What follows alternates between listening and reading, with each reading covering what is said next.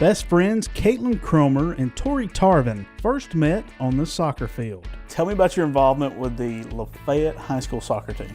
When I was in the 2nd grade, I got the option to either be a cheerleader or a soccer player, and I wasn't into all that pom-pom stuff, so I started playing soccer. I came to Lafayette in the 8th grade from Calhoun. Tori was this shy little girl, and then I opened her up. I've played soccer for the Lafayette High School soccer team all my high school years, freshman, sophomore, junior, senior year, and it's been really fun. It's been a really good experience. From January to May, they're with me every single afternoon. They're just inseparable. Anytime you talk about Cromer, you talk about Tori. You just associate them together. They like to be around people that want to work hard, that want to learn, that want to make the team better.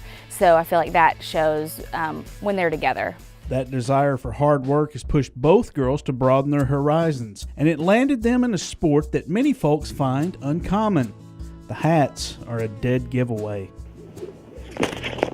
For these two girls, rodeo isn't just a hobby, it's a lifestyle.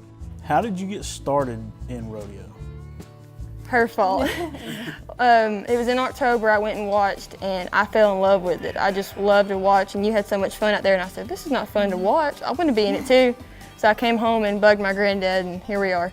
My granddad's had this farm all my life, so I've always come out here and just kind of enjoyed being outside, and horses have always been my favorite thing. So. How did you get started in rodeo? The same. I've always lived on a farm. We have a poultry farm. We raise cattle, and my mom, she used to ride horses when she was younger, and so that's pretty much how it started. But I started out riding English. I didn't always rodeo and ride Western, and so I really think that helped me become a better rider too. Rodeo is very ingrained into Tori. She was 4 when she started really riding. That wasn't moving fast enough for her, so she decided she wanted to run barrels and go faster. So we started there, and then there were several events that were offered through the rodeo, and she decided she wanted to compete in every event. She rides in the mornings, she rides in the evenings. I mean, her passion for horses and for the rodeo lifestyle is always been there, and it's very deep. Kaitlyn's fascination with horses started the day she learned to talk. I think the fascination for horses transitioned into a passion 5 years ago when I bought her her first horse. I explained to Kaitlyn, I said, it's not just riding every day. There's a lot of things that go along with that. And she said, I understand, and I accept that.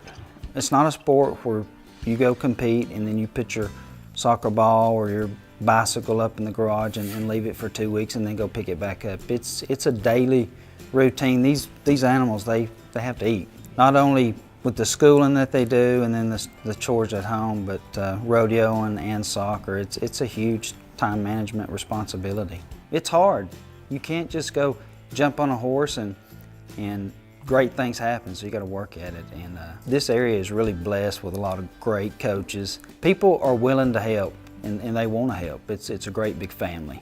It's a big commitment, not just from your standpoint, but from your parents and your grandparents and all that stuff. There's a lot of overhead in this, but so I guess you have to be kind of committed to keep doing this, right? Yeah, because during the winter you get home about 5:30 and it's dark outside, and you've got horses that need to be ridden and fed, and there's all kinds of stuff that goes on, and it's hard to do both sometimes, but when you love it so much, you just make it work.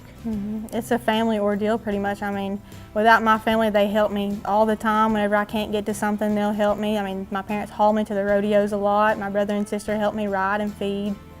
It's a big commitment for everybody in the family. I mean, I think it brings all of us closer together because we realize that without each other, then we can't really do anything. Family is what really matters. And we're just blessed to be where we are. If it weren't for God, none of this would be possible.